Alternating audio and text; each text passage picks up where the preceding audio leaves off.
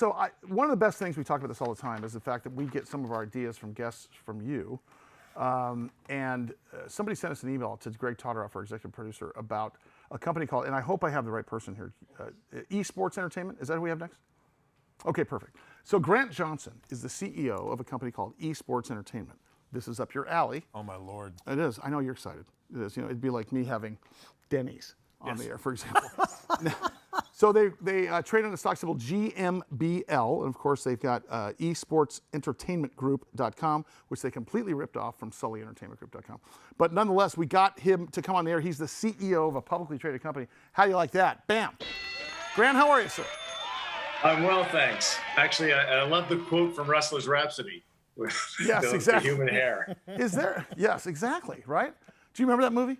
I'll have a large glass of gin with a human hair. Absolutely. Mike Costa, of course, is a very, very renowned sportscaster, but I want to have him take over here in a minute. But I want you to give us an overview about sports wagering, because that's what this is about. You realize you've got DraftKings with $1 billion valuation that started with $1 million, and you've got, what's the other one? FanDuel started with $1 million, $1 billion valuation. Talk about that, Grant. This is a good opportunity.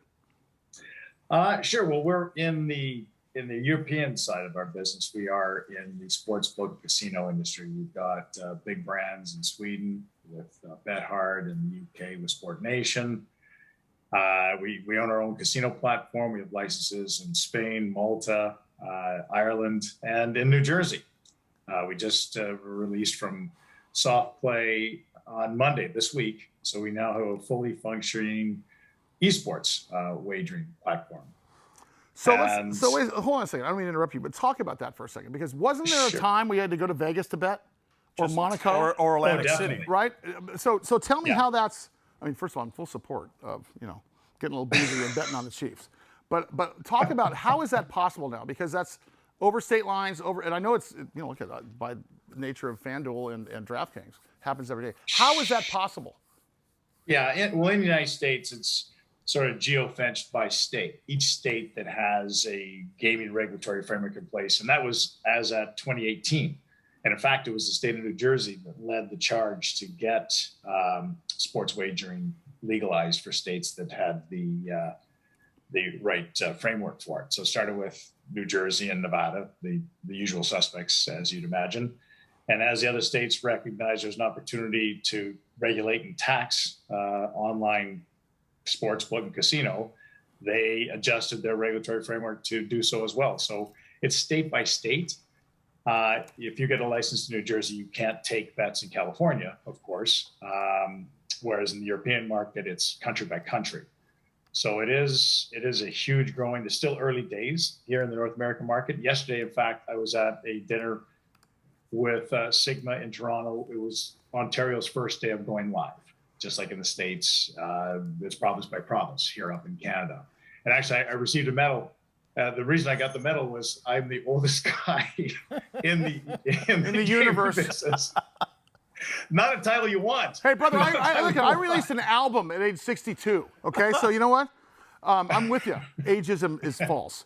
So let's talk about real quickly, and I know Mike has a question here. When you think about the proof of concept's already there. Look at the DraftKings. I mean, people want to do this. And I got to tell you, when I say Canada, I'm thinking, do the Canadians really feel it's okay to bet? Because they're softer, gentler people. Well, some of us. Grant, for the longest time, the NFL said, no, there will never be a professional football team in Las Vegas. What do we have now? And now they have Caesars, and they have FanDuel and DraftKings as betting partners. As far as the e-sport platform is integrity. It all has to be on the up and up, or it's professional wrestling. How tough is that aspect of it right now for you? Well, that really was the most difficult part getting through in New Jersey. When you can either follow or you lead, and I prefer to be up front. But when you're out front, you take all the body shots. Sure. And the regulatory bodies, they were learning esports with us as we went through the process of getting licensed. So your question was their question. How do we deal with the integrity? So it was quite a journey. We have the Esports Integrity Commission involved. They had to show what the protocols, what the enforcements were. I mean, people are in jail in Asia and in Europe for cheating on gambling on esports. Thanks so for, thanks for the tip, Grant. It's good advice, Mike. I'm just telling you. I'm just calling balls and strikes there. Let me ask you this, because if you look at revenue models, obviously, like the stock market, you have what's called the box. You have the ask and the offer, the bid and the ask, okay? And if you've got a $10 stock, it is $10 by $10.10. The market makers keep the middle, okay? Those are the bookies in this business. With respect to you guys, is your revenue stream, because you have this built-in thing, when you have 1 million users, suddenly you also have an advertising revenue stream, right? Mm-hmm.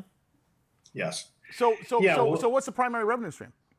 Well, for us, the primary revenue stream is still our gambling sites in Europe. We do about 70 million off of those platforms. We took a different strategy in the North American markets. We decided to focus where the big dogs weren't, as you already mentioned.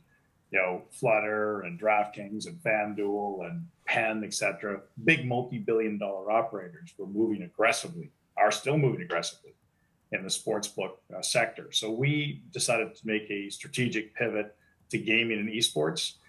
And along with that pivot, we elected to lock down a lot of the infrastructure in esports. There's 700 some odd LAN centers, which are gaming centers run off our software. And just recently, 3 weeks ago, actually, in Atlantic City, we launched a new esport gaming product or betting product where me versus you, we play Madden. We bet $10, $20, $100. The winner takes the purse and the house takes a vig.